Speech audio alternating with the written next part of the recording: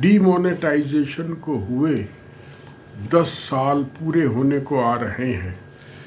नवंबर 2016 में यह अचानक 4 घंटे के नोटिस पर प्रधानमंत्री द्वारा एक राष्ट्र के नाम संदेश में घोषणा कर दी गई थी कि 4 घंटे बाद भारत की मुद्रा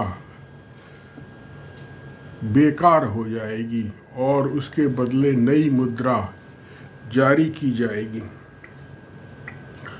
गाज 1000 के नोटों पर गिरी थी।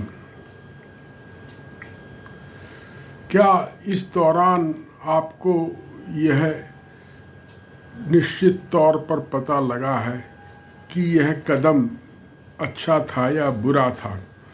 इसका अर्थव्यवस्था पर क्या प्रभाव पड़ा?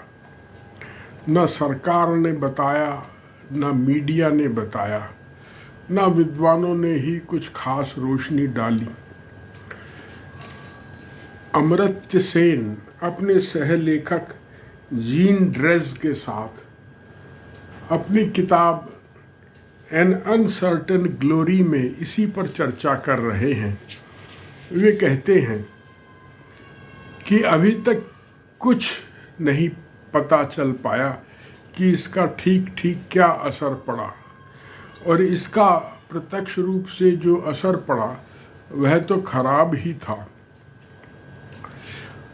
और यह भी पता नहीं चल पा रहा है कि जो असर पड़ा वह लघु अवधि के लिए था या उसका दीर्घकालिक हमारी अर्थव्यवस्था पर असर पड़ा है, जबकि इसके परिणाम स्वरूप लोगों को बहुत कष्ट सहने पड़े। बैंकों में लाइनें लगानी पड़ी, लोगों की नौकरियां चली गई, किसानों को अपनी फसलें औने पौने दामों पर बेचनी पड़ गई,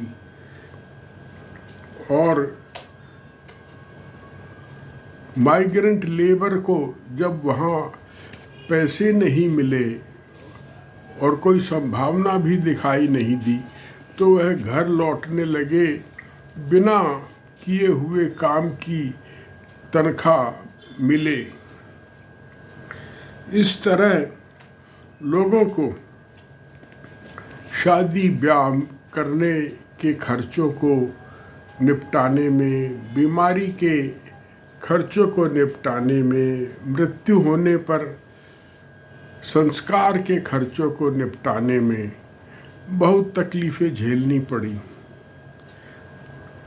इसका सबसे बुरा असर असंगठित क्षेत्र के कारखानों, इकाइयों और उनके मजदूरों पर पड़ा।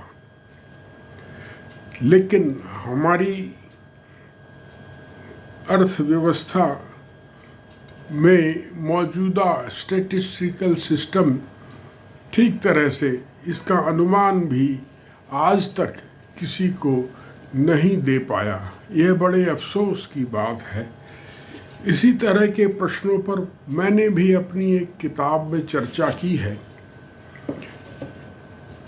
जिसका शीर्षक है नागरिक घोषणा पत्र। यह 800 पृष्ठों की मोटी किताब है और इसमें भारत की वर्तमान दशा के लगभग सभी पहलुओं पर चर्चा की गई है। यह अमेज़ॉन पर उपलब्ध है। इसी तरह के वीडियो के लिए आप इस चैनल से जुड़े रहिए।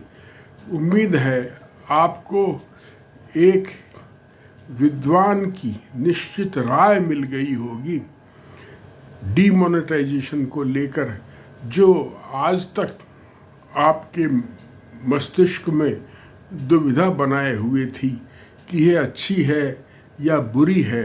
आज आप एक निश्चित राय बना सकते हैं कि देखिए, हाँ, अमर्त्य सेन और जीन ड्रेज़ जैसे अर्थशास्त्री भी यही बात कह रहे हैं कि इसका क्या असर पड़ा कोई नहीं कह सकता। धन्यवाद।